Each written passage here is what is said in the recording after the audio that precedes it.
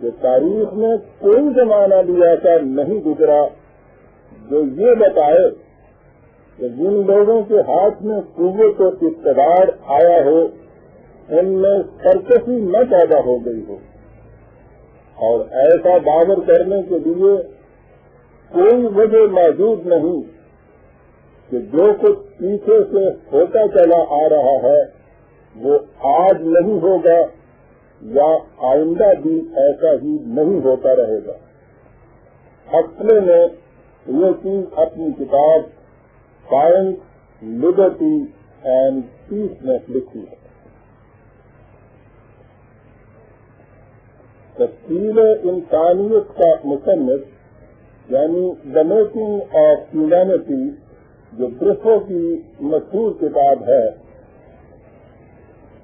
وہ لکھتا ہے کہ یہ بیماری لازمی اور لا علاج ہے۔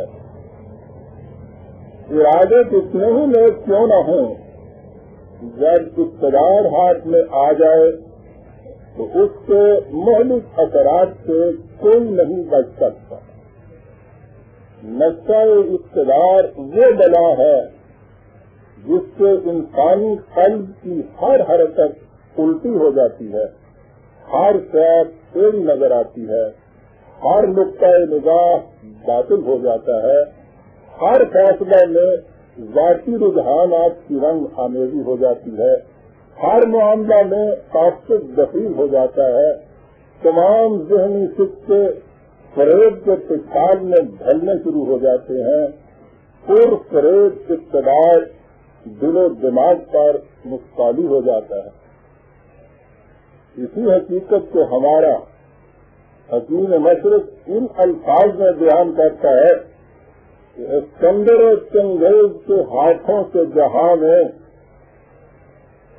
اسکندر چنگیز کے ہاتھوں سے جہاں میں پائیدار ہوئی حضرت انسان کی قباض چاٹ، تاریخ کا یہ قیام ازلی ہے، صاحب نظرہ نشہ قوت ہے خطرناک، اور اس پہلے ثبوت پیر زمین گیر کے آگے عقل و نظر و علم ہنر ہے خط و خاصا۔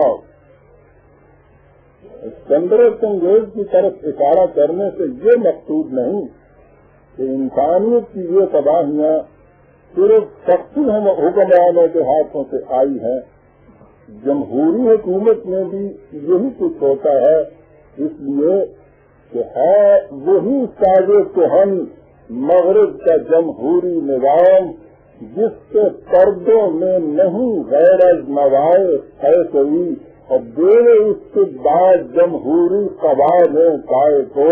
تو سمجھتا ہے یہ آزادی کی ہے نیلم پری؟ سوال شخصی اور جمہوری حکومت کا نہیں۔ برسو کا اس صرف ایک اور اقتباس سنیے، وہ کہتا ہے کہ ایک انسان کا دوسرے انسان پر اقتدار اختیار خواہ کسی رنگ میں ہو استبداد ہے۔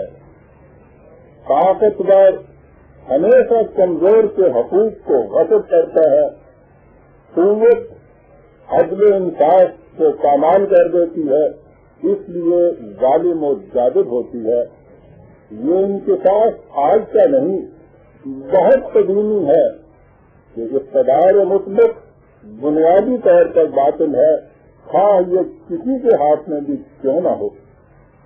لارڈ ایکٹن نے ٹھیک کہا تھا کہ قوت انسان کو خراب کر دیتی ہے اور مطلق قوت اسے بالکلیہ خراب کر دیتی ہے۔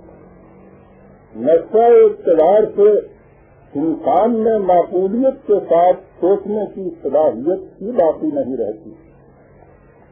قوت کسی رنگ میں ہو اس کے یہی نتائج ہوں گے، وہ جاہ منصب کی ہو یا پنجہ فولاد کی، دولت کی ہو یا محض ذہنی برتری کی، دفاتری زندگی میں کسی افسر کی ہو یا حاکم کی، کسی پادری کی ہو یا پروہت کی، قوت بہرحال قوت ہے اور فساد کی جڑ۔ اس کا لازمی نتیجہ ظلم اور بیدادگری ہوتا ہے، اور ان سب میں سب سے زیادہ خراب قوت وہ ہے جو اکثریت محض اپنی تعداد سے زور کر اقلیت کے خلاف استعمال کرتی ہے۔ یورپ کے سرمایہ دارانہ جمہوری نظام کے خلاف کمیونزم نے آواز بلند کی تھی اور دنیا کے مزدوروں کو پکار کر کہا تھا کہ اس لعنت کے خلاف متحدہ طور پر محاذ قائم کرو، اس میں سوائے تمہاری زنجیروں کے ٹوٹ جانے کے اور کوئی نقصان نہیں ہوگا۔ دور استبداد کے ستائے ہوئے انسانوں نے اس آواز کو نوید مسیحا سمجھا اور اس آئین نو کو گلے سے لگایا، لیکن تجربہ نے جلد ہی بتا دیا کہ کمزوروں کو آزادی اس سے بھی نصیب نہیں ہو سکتی۔ زمانے کار اگر مزدور کے ہاتھوں میں ہو پھر کیا؟ زمانے کار اگر مزدور کے ہاتھوں میں ہو پھر کیا؟ طریقے کو میں بھی وہی ہیلے ہیں درویزی۔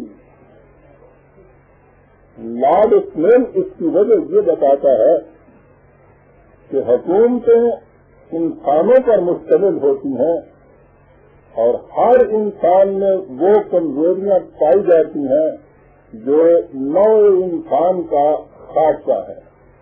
اس کا نتیجہ یہ ہے کہ جو لوگ قوانین وضع کرتے ہیں اور ملک کی پالیسی کی تشکیل کرتے ہیں وہ دوسرے لوگوں سے کسی طرح بھی زیادہ شریف یا ہوش مند نہیں ہو سکتے۔ یہ لارڈ اسمین کی کتاب دا نیو ورلڈ اس سے اقتباس ہے جو میں نے آپ کی خدمت میں پیش کیا ہے۔ اس سے ذہن اس طرح منتقل ہوتا ہے کہ انسان فطر کن ایسا واقعہ ہوا ہے کہ وہ کوئی قابل اطمینان نظام حکومت قائم نہیں کر سکتا، لیکن برسو اسے انسان کی بد فطرتی پر معمول نہیں کرتا۔ وہ اپنے اسی نظریے کو دہراتا ہے کہ قوت بہرحال قوت ہے اور فساد کی جڑ۔ اس کا لازمی نتیجہ ظلم اور بیداد گری ہوتا ہے، اس لیے نہیں کہ ہر شخص فطر پر بد واقع ہوا ہے، بلکہ اس لیے کہ قوت کا نقشہ ہی ایسا ہے۔ ان تصریحات سے واضح ہے کہ انسان اپنے 5,000 سال کے ناکام تجارب کے بعد اس نتیجے پر پہنچا ہے کہ جب تک اقتدار انسانوں کے ہاتھ میں رہے گا، خواہ وہ ایک انسان ہو یا انسانوں کی جماعت، دنیا میں اطمینان بخش نظام تمدن و مملکت قائم نہیں ہو سکے گا۔ ایسے نظام کے قیام کے لیے اولین اور بنیادی شرط یہ ہے کہ حکومت کا اختیار اور اقتدار کسی انسان کے ہاتھ میں نہ رہے۔ سوال یہ ہے کہ جس نتیجے پر انسان اتنے طویل المیعاد تجربات اور اس قدر جانکاہ مشقتوں اور دیگر پاس مصیبتوں کے بعد پہنچا ہے، جس نتیجے تک پہنچنے کے لیے اسے اس قدر خون کے دریا بہانے اور آگ کی خندقیں تیرنی پڑی، جس کے لیے انسانیت صدیوں سے تڑپتی پھڑکتی